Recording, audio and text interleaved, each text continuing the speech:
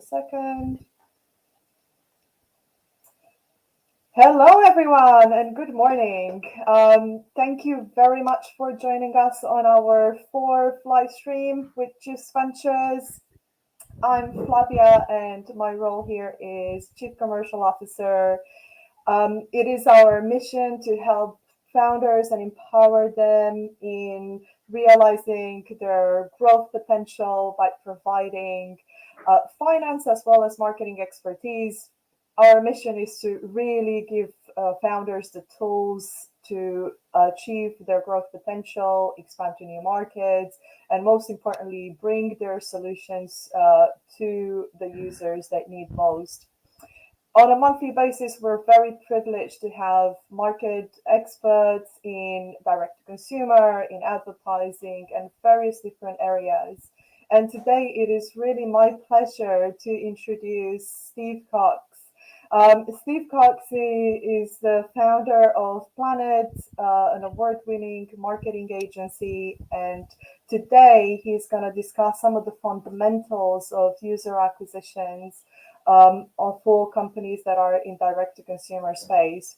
So, Steve, I'm very glad to have you here today, and I'm very keen to learn a little bit about your background, some of the amazing brands that you've been privileged to work over your career, and then learn a little bit about some of the building blocks that founders could use to bring their solutions to the market and to create a long-lasting brand in this ecosystem that is very crowded and very competitive. Yeah, great. Thanks, Flavia. So a little bit about myself. I am definitely on the data side of marketing. So I started my career at a company called Acxiom, which are a huge US database company. It was very much to do with profiling, analysis, results, lifetime value, all those kinds of things. So I started off from that side of things and then really learned advertising as I went along. And I think, you get two clear types of people in advertising. I think you get kind of data people and you get advertising and creative people. And our role at Planit, really, we see it is to work alongside the brands to provide the reporting, attribution, and measurement systems alongside our marketing teams who operate our biddable and our programmatic and our affiliate areas to make your best use of the creativity by understanding the data that goes through it. So we're very much from that side of the fence. So yeah, merging creativity with data to produce the best possible results. And I think that kind of speaks to our partnership with Juice that's evolved over the years, because we are well placed to help our clients speak to their investors and give them projections and things like that, which are based in numbers and forecasts rather than, finger in the air stabs at what may happen as and when you go through that kind of key scaling process. Yes. So just to dive in, you see, just in case you're sort of wondering about us as an agency, you can see we've got some pretty amazing brands up there. So Hey You's an NBC Universal brand. We work with the Telegraph, the Daily Mail, Vodafone, Get Taxis. These are all of our kind of what we call our kind of global corporate enterprise type clients. And for those, we provide a range of services: paid media, affiliate, partnerships, ambassador, influencer, all of that kind of activity. And then what we've done is that over the years that we've grown that area of our business and grown our competencies with them, and we've increasingly started to apply that in the early stage business sector. So we work with some businesses that have seen exponential growth since we've been involved. We work in partnership, Flavia, as you know, with you guys on Baked In and on Kin, and on other brands that we've worked on to date. So, they've all been really successful. We've seen Baked In grow from, we're talking multiple 1000% of growth since we've been involved. So, yeah, and I guess how we've done is we've developed our founders pack so that these early stage businesses can benefit from a similar level of service and expertise and tech and all of the infrastructure that we use in order to provide our services. And as you can see on the right, we've been recognized for a number of industry awards. And the majority of those awards have involved something around our optimization to lifetime value. And I might get a little bit boring about lifetime value and extracting the most revenue you can from positive customer experiences and customer relationships, but we see it's really important element of growth. So really, this speaks to kind of going beyond the primary action. Lots of brands are, particularly, at the kind of growth stage, it's all about the cost per acquisition, the number of acquisitions. And then what tends to happen is that the lifetime value and the farming of the existing customer base and making sure that you're creating positive customer experiences, products, solutions, and services to make sure that those people are happy and stay with you. And then really understanding that lifetime value on a kind of granular basis, because that really is a key element to fueling growth. So, if you can look here, you've got this slide is an example of what we did with HeyU. So we've won 2 awards with HeyU. So HeyU is a SVOD streaming service. They lose money at the point they acquire a customer. So it costs them, let's say for the sake of argument, between 10 and 20 pounds to acquire a customer. Their service is £5 or £6 a month. So if they're paying that, they're losing money at the point of acquisition. So it's really, really important that we optimize above and beyond the first KPI, which is often the CPA. So what we do there is we look at the green box, which is engagement KPIs, how many people are using the product, and then really what is the lifetime value of the users that are being acquired by a particular Facebook campaign or a particular affiliate or a particular search campaign or something along those lines. So really, I just want to highlight really the importance of LTV. So if you look at tactic A, and I'm not going to say what channel or audience, but let's say it's a specific channel or a specific audience. It could be, your lookalike audience on Facebook, your top 1%. So you run one campaign, which is the summer bundle and free delivery, and you get a £40 CPA. You run another campaign, summer bundle, which is a £20% discount, and you get £32 CPA. So what really happens here is if you look at that, you would say, okay, tactic B is the clear winner. It's got a lower CPA, it's £32. That's the one I'm going to go for. This happens all the time, and it's because brands go to market in the knowledge that they typically acquire a customer for about, let's say, £30, and on average they get, say, £90 back from the user. But what happens is these people who are recruited by these 2 different tactics will perform differently. And if you don't understand that, then what you'll then do is allocate your budget in the wrong place. LTV analysis is something which absolutely has to be undertaken. It won't be done weekly, it might be done monthly, it might be done quarterly, but on a granular level, it's really, really important to understanding what you can spend. So if you look at tactic A, because free delivery people typically have a higher lifetime value than straight discount people, they then went on through email marketing, coming back via organic, paid search, whatever it might be, have then gone on to generate a further £116 in revenue, a total. So providing a £76 contribution. Whereas on the right, tactic B would only provide you with a full revenue figure of £72, so which gives you a £40 contribution. But if you're optimizing just purely on a CPA level, you'd miss that. So that's something that really needs to be looked at. The other factor around that is that if you understand that your lifetime value from a particular segment is £116 rather than £72, then you can invest that money back into growth because you know that you're going to get that return, which if you're working with either investor funds or some kind of debt fund, that's really, really important to be able to display that and demonstrate it so that everybody involved knows that if the CPA goes from £32 to £40, that's actually fine because you know that you're reporting that increased LTV and you can afford to do that because it's still making a positive contribution. So in terms of getting this, I think one of the points that I really want to make is that yes, we're an acquisition agency, but revenue and customer growth requires effective acquisition and retention efforts working in unison to ensure the volume and the revenue growth. So you need to combine cost-effective acquisition, which is a combination of paid media, custom CRO, and a good user experience. You then need to follow that up with cross-sell and retention to ensure the maximum return from the marketing budget. So if you look at the circles, which are the traffic circle, the CRM retention circle, and conversion rate, I would say those are the 3 things that any founder should allocate equal resource to when building out their growth program. So you've got your acquisition program, but there's no point in just acquiring people if they don't continue to provide revenue over time and you're not making the maximum return from that. Getting a customer through paid media isn't a cheap process.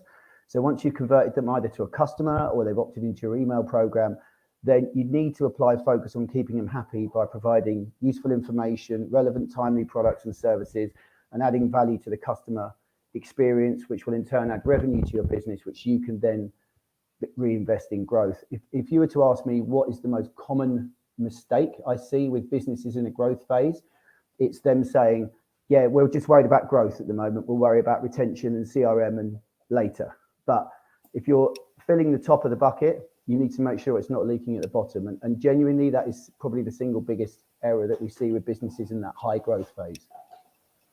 So how does that work out into paid media? We see the role, paid media really is to identify, engage and acquire new customers. And we break it down into these 4 key areas, the pillars of success. The first is understanding which paid media tactics are introducing higher value customers to your brand for the first time. I'm going to come back to this. Paid media shouldn't be converting existing customers. Existing customers shouldn't be coming back through brand terms and clicking on Facebook ads again. You should be converting those through CRM. So paid media's role, we believe at Planit, is to identify new segments, new audiences of customers, then engage them with the right type of content and offers and promotions to ensure that they go from identifying and showing an interest in your brand to engaging, finding out a little bit more about the product, and then going through to the acquire stage. So in terms of how we would suggest that brands define strategy and KPIs in the paid media space, and whether or not you are doing it yourself or via an agency, I think really important to, when looking at paid media, is develop and report on KPIs that focus your efforts on generating new customers at an effective rate. What a lot of people do is they will look at the number of sales that they're generating without really dissecting that report into new and existing. So if you're spending lots of money on paid media and you're converting 50%, 60, 70% of them are new existing customers, then that's not really what you should be doing. So things like excluding your customer file from certain lists and those type of things are really important. And if you then do that and you get that right, then your retention efforts can be focused on generating value. And you'll also spend less on media if your existing customers are clicking on emails, which cost you nothing, rather than Facebook ads or branded search terms to your site. So, if you look at the column on the left, you'll see these are the KPIs that we believe the majority of the paid media should be recruited at. So it's all new. So volume of site visits is often overlooked in a CPA focused world. You do need site traffic. And if your site traffic is going up, that's important. It's not the be all and end all, but it is still a key metric. Volume of subscribers, volume of shop customers, and volume of new email addresses. So I'll touch on this in a while. You'll have certain brands that will have multiple touch points. So if you can, we work with one brand, a really interesting challenge for them over the past few years has really been changing that thought process from only looking at subscribers to looking at people who subscribe to their product, and then buy complementary shop items so that they can make more of their subscriptions, people who then go and buy gifts, people who opt in from email. Paid media contributes to all of those things, and it's really important you recognize what those things are so that you can identify each of those outcomes into segments which you can then give to the retention team that can go off and continue to drive that additional revenue. And then over here on the right hand side, you've got all the kind of value and ROAS sort of KPIs, which I think are really important. So what was the cost of getting a new customer or a new shop customer? What's your early warning system?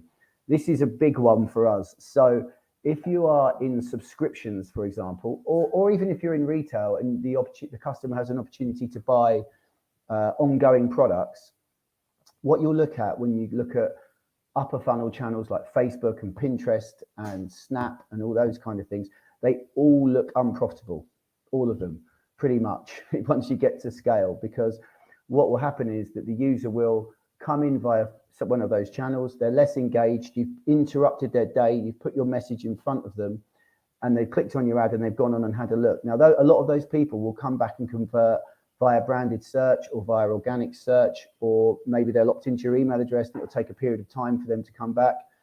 But those upper funnel channels will take a lot longer to mature. So one of the things that we do with brands is we say to people, okay, let's let's take a historical analysis of Facebook conversions. Let's look at those emails and see how long they actually took to become profitable. And if you look at paid search has a profitability window of around, let's say, for example, for a particular campaign, it might be a week or 2 weeks, whereas Facebook might take 3 months or 4 months, or Twitter might take even longer, because these users are not searching for your product. You've interrupted their day, but you've made them aware. They're into your retargeting pools, into your email, so you can then look at your profitability over time. So the key here really is to develop an early warning ROAS system. So how profitable does a Facebook campaign need to look at after a month? Because it still probably won't be profitable. And if you don't have that view of campaign maturity, you'll be switching off campaigns which could potentially be generating you revenue further down the line. And they are really, really key to growing the campaign. The other thing that's really important is obviously ROAS. So, are we making money? And that might be combining a few different revenue events. So it could be a subs, it could be a shop, it could be a gift. And if they're all reported in different platforms, which they sometimes are, you then need to get your reporting and KPIs in order so that you have a view of what is the actual return. So this might sound super simple, but lots of brands are not in that position, and they will be ignoring certain pots of revenue because they're so focused on one particular goal.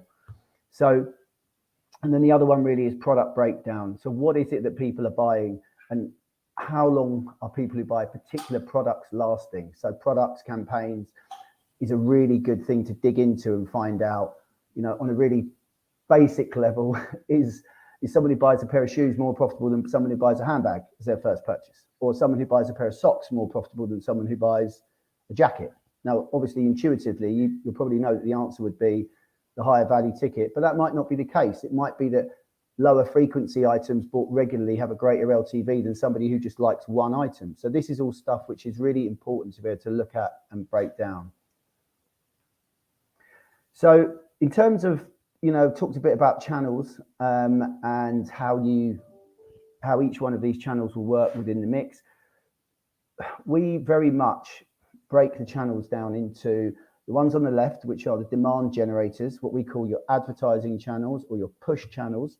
So these are messages where somebody will be doing something and you'll interrupt their experience. They'll be on a website, or they'll be on Facebook, or they'll be on Instagram, or they'll be chatting to their mates on Snap, or something along those lines.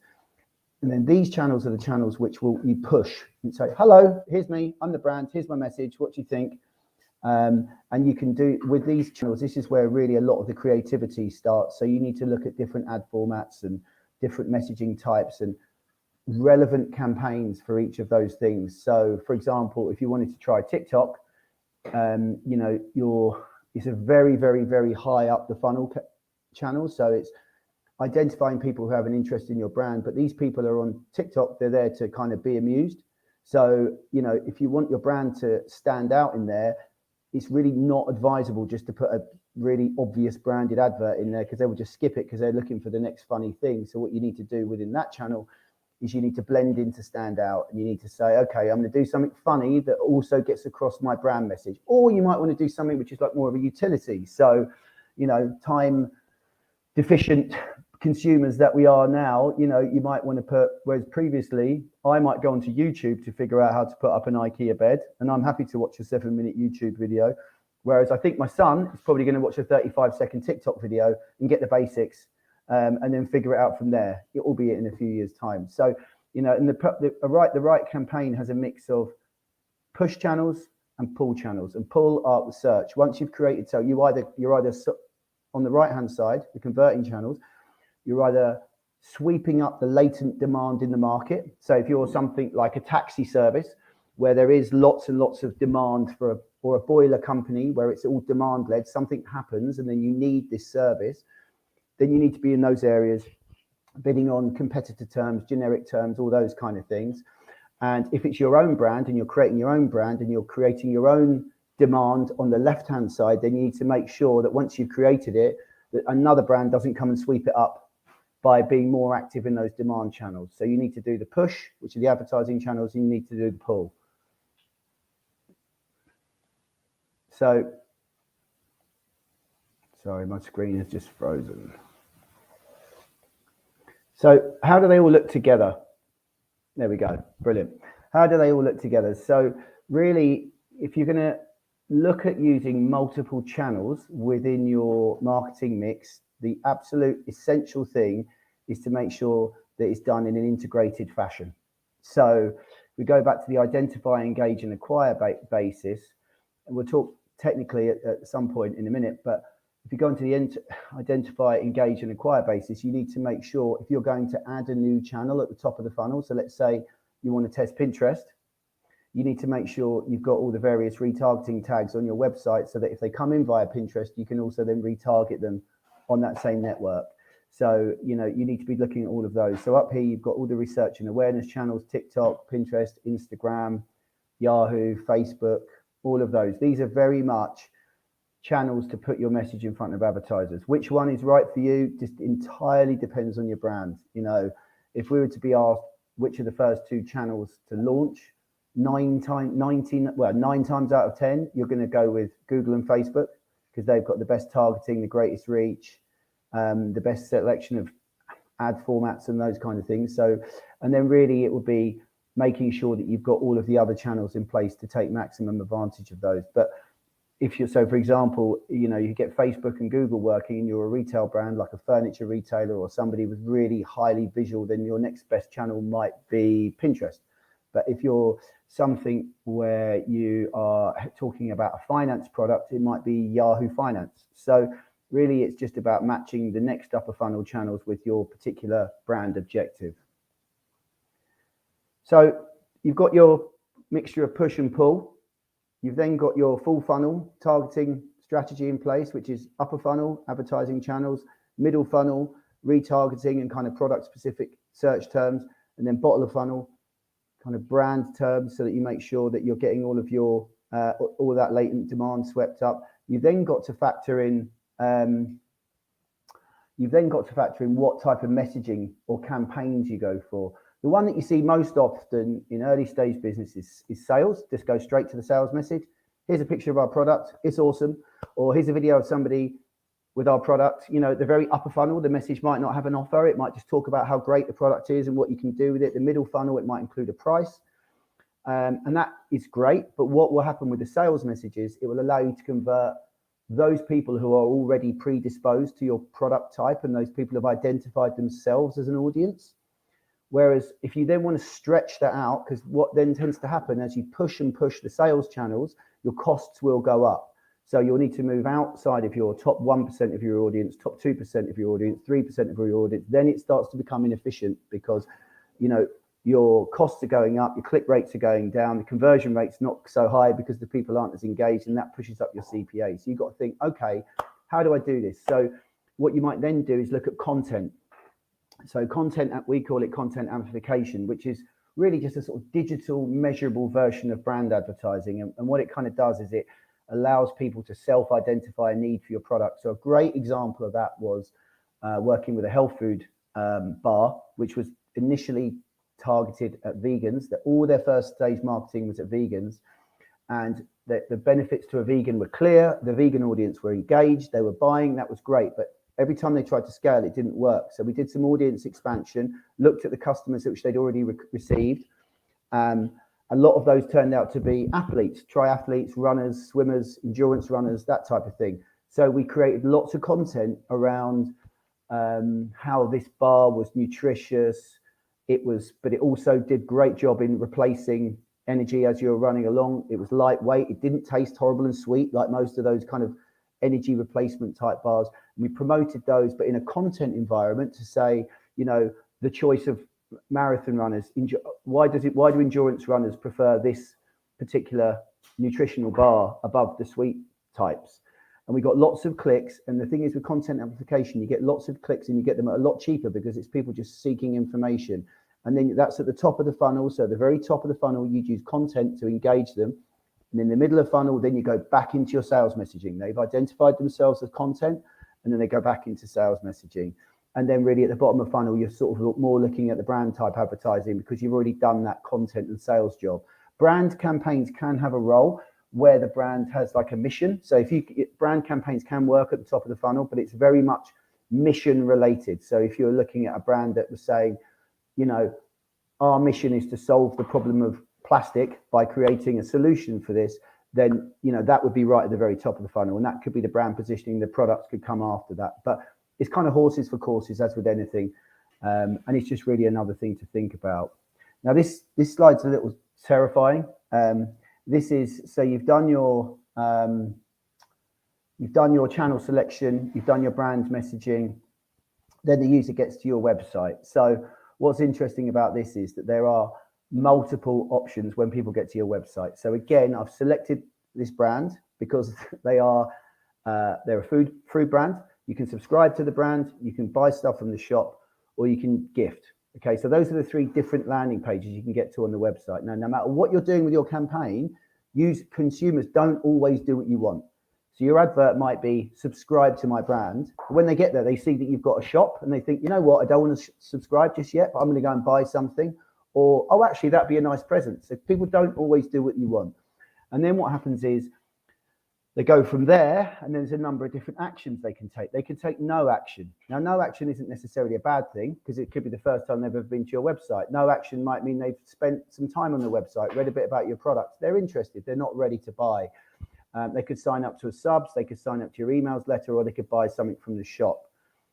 Then you've got your ongoing reaction from that. Do you remarket to them if they've opted in? You've got cross-sell, email, you've got, you know, they could come back via brand and organic. You can upsell them from gift to ongoing. There's all of these different things, and then all of these different revenue types that fall out of the back. So all of this information, everything that's happened on here, unless of course it's no action and they never come back again, all of the things on this slide here have a value. Okay, so what's really kind of challenging for brands is, particularly the marketing teams talking to the FDs, are, you know, what is the value of each of those actions, and is my marketing working? So this is really like the really kind of key challenge in today's marketing world. You've got privacy restrictions, you've got reporting issues, and then you've also got the customer journey. So that slide there kind of looks like this in real life. So I'm not going to talk through this in loads of detail, but, you know, loosely speaking, this is one customer's journey. The customer comes in via a Google ad, and that Google ad might be how to cook a lobster. They then get to the next ad, which is a Facebook ad, which is, hey, we sell lobsters. And then the user clicks on that. And then from there, they don't opt in, they don't buy anything, but they go into the Facebook retargeting pool. They're then retargeted twice. They then opt into an email, then they get another email, then another email, then another Facebook ad, then another email, and then finally they buy something. Yay, great news. That's the event that we're looking for. But as you can see, you've got all of these touch points on the way to the first sale. You've got Google ads. So how do you allocate the sale? Which channels worked? Which campaigns worked? And this is really the hardest thing that's happening at the moment. So I guess the absolute minimum that you can do as a brand is to combine all of your in-platform reporting. So every platform that you use will give you an idea of what your cost per acquisition is in that platform. But if you're looking at, you know, YouTube, Facebook, Google, ad platforms tend to all claim credit for all the sales. So if you add up all of the revenue that you've got from all of the platforms and you cross-reference that with what you're seeing in your own back-end system, it's almost always more than you're seeing in reality. So how do you go about doing that? So if you don't have an attribution solution in place, the absolute minimum you can do is multi-source measurement. So look at the platforms, look at what they're doing, get an idea. So if you think about what I was talking about, the early warning system, what you're seeing in platform will give you a good indication as to whether your campaign is working, but the platforms are probably overclaiming for sales. So what you're going to then need to do is then cross-reference that with what you see in Google Analytics, what you see in Shopify, what you're seeing in Klaviyo, and do that to gauge a blended view of performance. Now, what will be happening is, if you look at the last click, as you introduce paid marketing, you'll see your organic conversions will go up. So if you look at incrementality analysis, so it's how much of these sales would I've got anyway, brands can see anything from a 10% uplift in their organic traffic through paid media, right the way up to 60, 70, 75%. And that just depends on how many different things you're doing. So if you're doing above the line, TV, print, press, you're in store, then it's harder to gauge that. But if you're just doing Facebook, Google, and organic search, then you'll be able to see that correlation between introducing something like Facebook and your organic traffic going up. So there is always a link, but the hard part is really recognizing that. And then what we would suggest to do at this point is to look at the in-platform, but then look at your blended CPA and saying, right, I spent £50,000 last month and I made 100. So I'm on 200% ROAS. That's good. Generally, that's fine. I can continue to scale and then look at the in-platform and try and unpick the picture. But that is difficult. So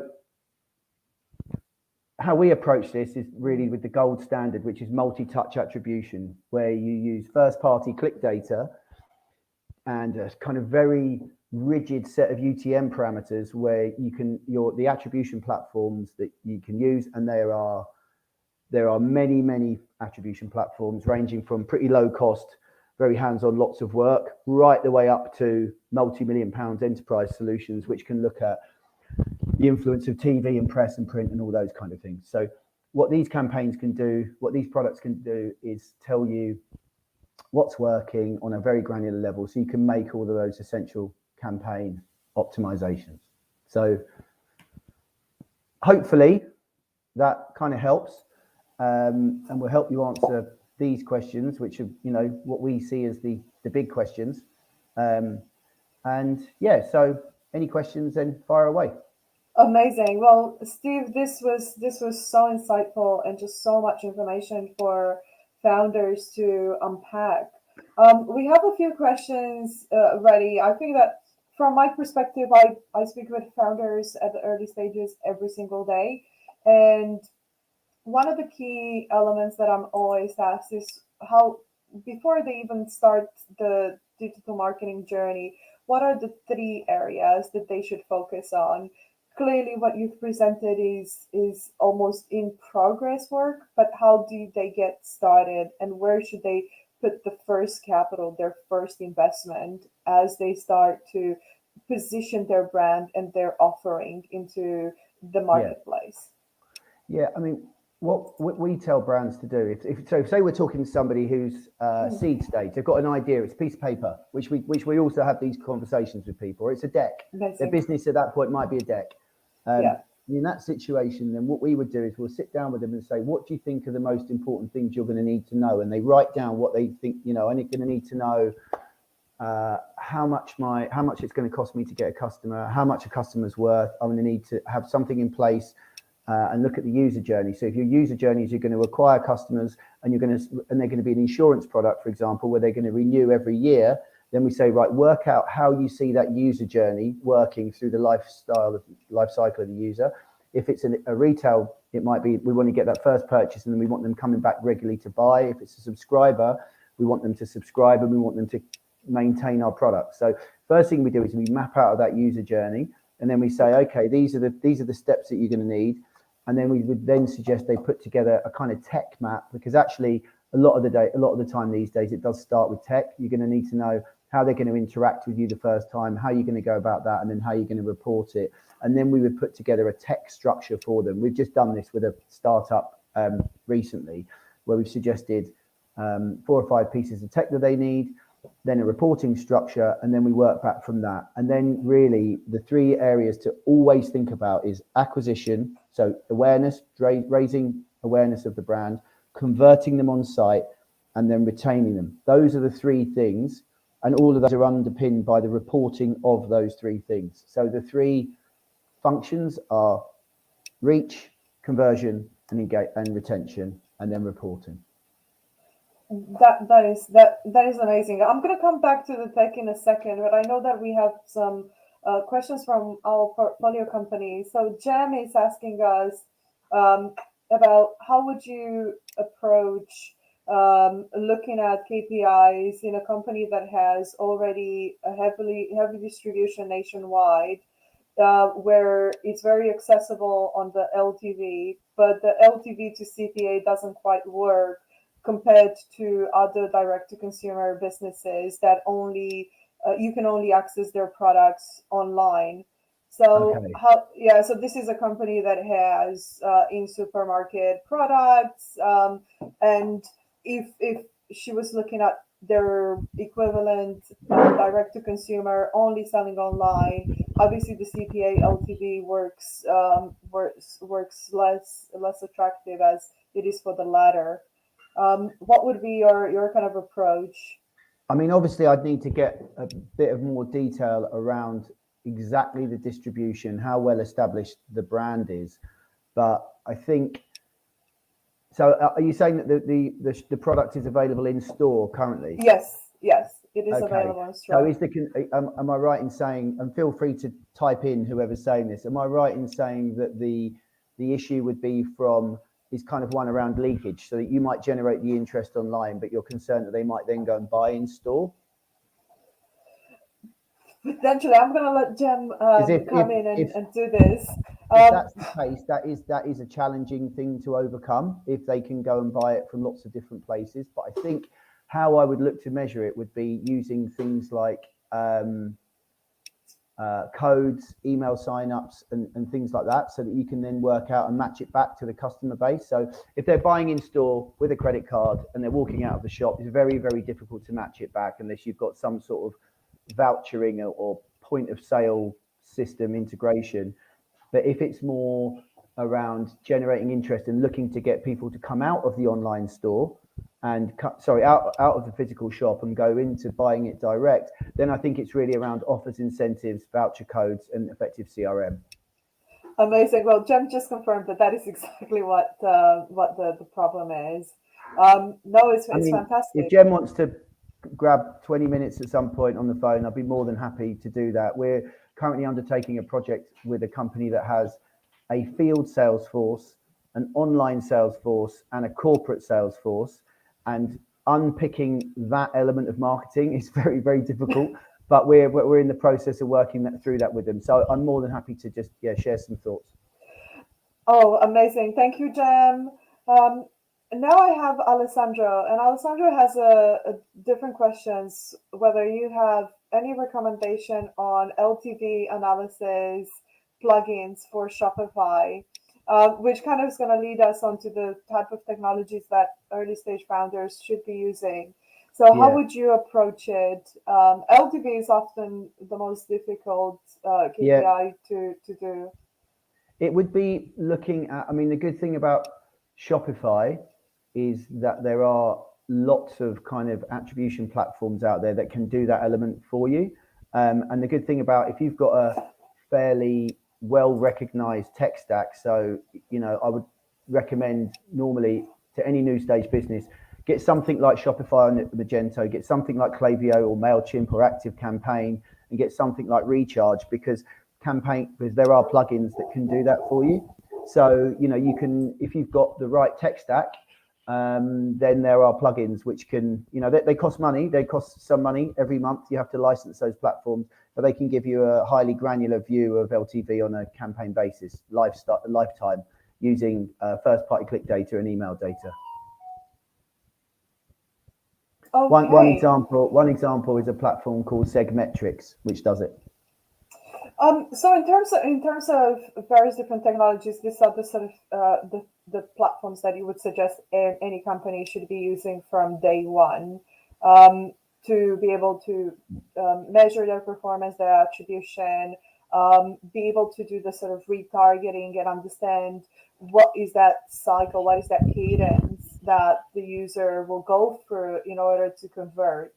Or are there other systems that are able to integrate all of these elements put together?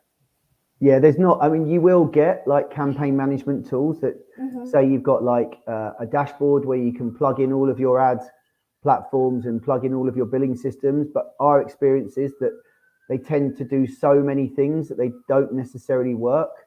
So our view is very much optimize and do all of your campaign stuff within the ad platform. Because they're evolving and developing and they're designed to make the campaigns work as well for you. So do all of your media buying. Don't do that via a proxy. Do it all via the platforms. And, in the early stages of a business, without wanting to promote agencies, that might be a good reason. If you're going to use 4 or 5 channels, that's definitely a flag to look at an agency rather than look at an in-house person, because you'll get that expertise across all of those channels. So that's one. And then really just going back to my point around Shopify and Magento and all those kind of off the shelf, globally recognized mass usage platforms for e-com websites, CRM, subscription billing, or use all of those platforms, because you will then be able to go and find an attribution platform that fits your budget, fits your marketing mix, and they will probably plug in rather than having to do something bespoke. A big challenge for us is where you've got an existing brand or a legacy, and then you have to start doing things like creating data warehouses and getting Zapier plugins and all those things in order to get the revenue data back in, which is very complicated. It's actually not that complicated, but it's extremely difficult to get the dev time of any brand, and no matter how big. The single biggest pinched resource across all brands is dev. So if you can get those off the shelf solutions which integrate at the click of a button, I mean, none of them integrate at the actual click of a button, but they're a lot quicker than writing your own program. Yes. That would be our recommendation. But in terms of picking your attribution platform, there are lots, and it all just depends on your budget, your marketing mix, and what you want to look at. Steve, that is such good advice. I think that one of the biggest challenges that I see speaking with founders is that we're increasing the complexity with the numbers of platforms of various different types of content you can bring to the market. You said that if you're advertising on 4 different platforms, it's actually better for you to use an agency, because the likelihood is that you're not going to have the resources internally to deal with the technology elements, the optimization elements, the creative elements at the same time. These are completely different people, completely different set of skills. How do you work with companies in the early stage, trying to help them assess which platforms that work best? Because you have a choice of probably more than 20. I'm sure that there are more depending on the jurisdiction that have slightly better footing in specific countries or regions. But beyond the Facebook, Google, and TikTok, there's just so much that you can do. How do you select those 3 or 4 platforms that could work best for you?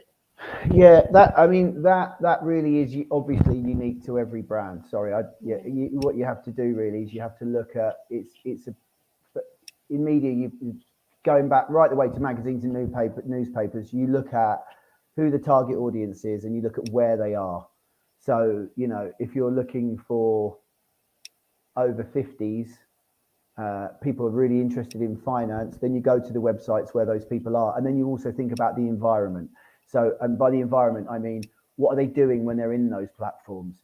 So if somebody's, you might have loads of people of a certain age and a certain demographic who are present on TikTok, but they are not interested in reading detailed financial analysis on TikTok. Yes. Whereas, if you get those people on Yahoo Finance, or if you get them on CNN or Business Insider or something like that, you'd be more likely to convert them. Conversely, if you're looking to target SMEs, this is a really interesting one. The best place to target SMEs is actually on platforms like Facebook and things like that at the weekends and in the evenings, because people at the SMEs, they're constantly interested in their business. They're obsessed with it. But between the hours of 8 o'clock and 7 o'clock, they haven't got time to do anything but look at their business. So it's really a case of, what are people doing? Where are they going to be? What's the targeting capabilities within those platforms? I mean, the classic one we get is business people who all want to be on LinkedIn when they first talk to you. And LinkedIn is a really not very well developed ad platform. You've got people say, right, I want to target hairdressers in the south of England. There's not that many. So what that means is your cost per thousand for targeting those people is really, really expensive. They're also really unlikely to click on LinkedIn, because people don't click on LinkedIn ads as much as they do on others, because people are working when they're in LinkedIn. If I go on LinkedIn, I'm looking for somebody's details, or I'm looking to find somebody who can fulfill a specific product. So yes, it's all business people, but it's business people who are at work. So actually, you're better off targeting business people at the weekends on, newspapers and stuff like that. So really it's a case of matching the audience with the environment, with the objective, and then looking at the costs and seeing if they stack up. Um, that makes a lot of sense. I think understanding the client persona and what they do at every point during the week and specific cycles is just so important nowadays. It's becoming more and more of a science. Um, coming back to the the sort of cycle that you've presented there, the sort of sales, the content, and then being able to continuously retarget and convert. Um, in terms of content, clearly content needs to be developed specifically for company, for specific platform, Yeah, for specific mediums, for specific points your ad runs. Um, how important is creativity and departing from the norm as you're going out there, especially in the early stages when nobody knows you as a brand, you don't sure. have that legacy? And how do you differentiate? Because right now, there's virtually everything that you can find. There are probably 20, 30 different other organizations with a similar product, with a similar philosophy for why they're bringing their solution to the market. Yeah, that's a really, really good question. I mean, on all of these different ad platforms, you've got to think about what the environment is with the user. Okay. So with Facebook, for example, the brief that we give our creative people is you need to stop the thumb. So people are scrolling, people might scroll through 200, 300 ads in a day. Okay. Now, if that's the case, you've got to give them that stops them in their tracks. So then you've got to think about the audience and think what will stop that audience within their tracks. So within Facebook, for example, things that look like user generated content work really well because they think, oh, that's something that could be, because they're going through it quite fast. And even though they probably know it's an ad, they think, oh, that's interesting because it's kind of, it looks like it's something that should be in feed. So they'll be more likely to stop it, or it'll be well created video or something like that. So in Facebook, you have to stop the thumb. And then the brief is, okay, what will stop the thumb? So we had a client who was over 50s pension product, quite a non-exciting product, but something that was of great benefit to the users. So everybody in the pension space advertises with like a little graph going up, or two like people who look a bit like me walking down the beach hand in hand towards like a happy retirement. But obviously everybody does those campaigns and they're so obvious. People see them and Yes. go, that's a pension campaign, that's a finance campaign. So the brief we gave, we said, okay, what are these people, what are people age 55 to 65 like? They're like kids, they're like the grandkids, they're like, all these sorts of different groups of people. So we sort of took that kind of whole working idea on its head and got some kids dressed up in funny work costumes. So we got like two kids dressed up as builders looking over something, and a kid dressed up as a doctor on a skateboard, and those sorts of things. So it was the right target market, but a very different way of looking at it visually. Whereas if you look at something like YouTube, if you're going to do video and you're on Yes. YouTube, people are watching it often pre-roll. So they could be watching. So YouTube is more like watching telly these days, TV. So you might watch a whole program, you might watch a stream, you might watch. There's all sorts of things you could watch, but people have to watch those ads. Okay, so if they want to get to the content, they have to watch the first 3 seconds of those ads.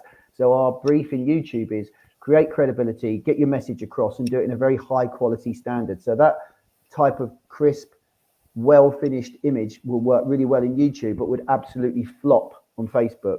Whereas, as I said earlier, with TikTok, blend in to stand out, create that brand identity. There's very few brands that can get TikTok to work on a click to relevant CPA basis. But if it's part of a full funnel solution and you're stopping your audience and getting them making them aware of your product and getting them into your retargeting pools, then you're onto a win. And then what you might do is say, okay, within TikTok, we know we're not going to get them to click out. We're not even going to ask them to click out to our website because that's not what people want to do.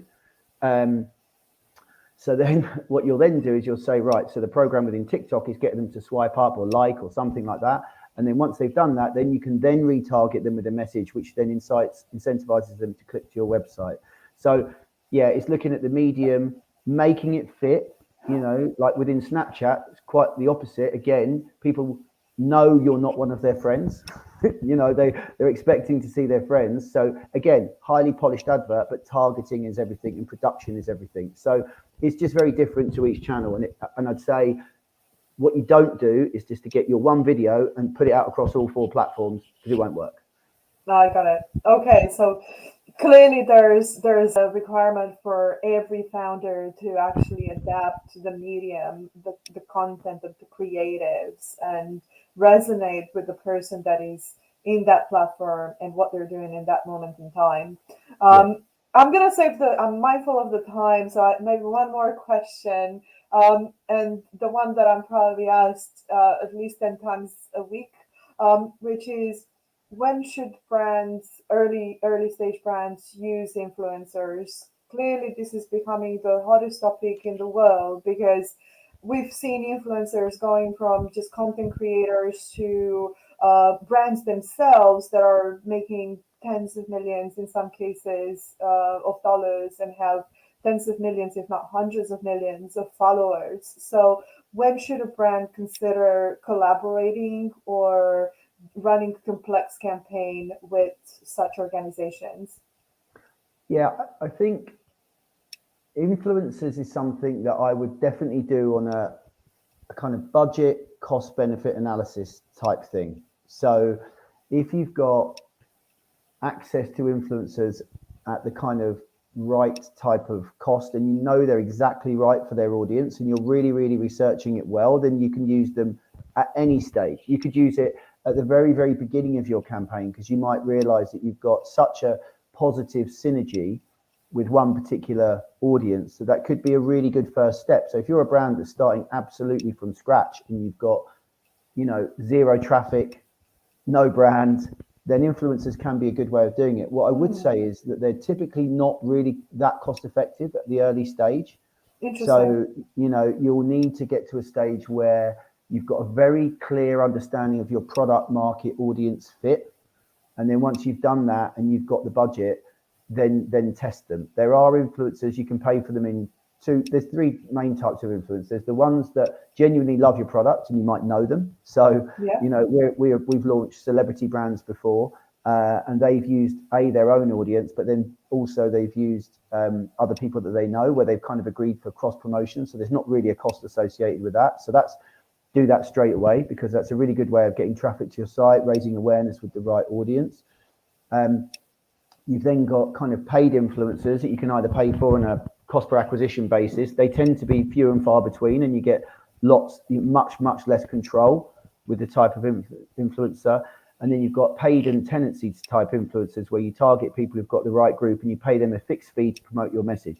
If you are paying them a fixed fee to promote your message, you've got to think of it like any other media buy, in that when you put it in, you've got to budget that you might get no sales from it.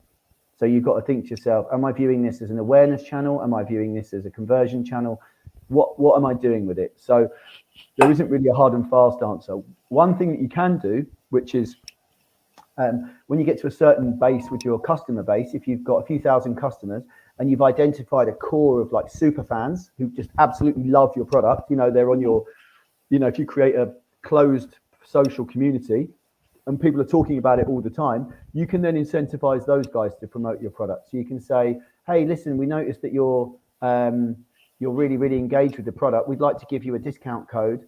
We'd like to give you a code, and every time that you promote it and some people go on and buy it, we will give you a reward, or we will give you something along those lines. And then using your kind of super fans to promote your brand.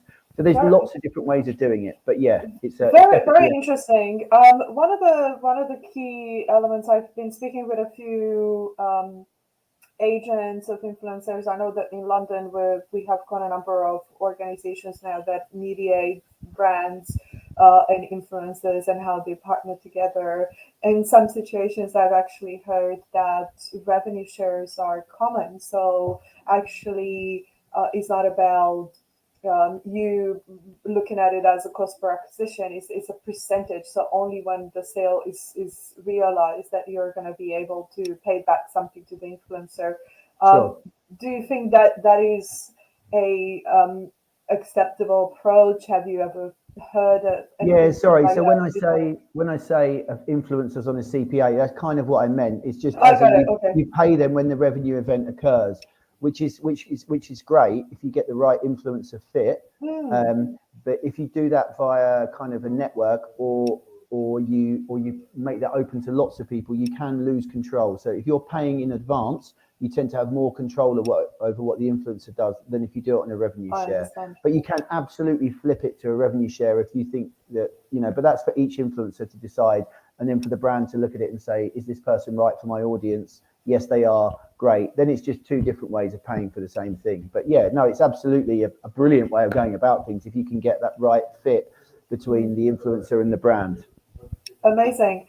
Well, Steve, I realize that we are running a little bit out of time, so thank you so much for joining us today. And I'm very, excited about the opportunity to maybe touch on different topics in the months to come. Thank you, everyone, for engaging and sending us your questions, and to our portfolio companies. And have an amazing day ahead. Thank you, Steve. Cheers. Bye. Bye, guys.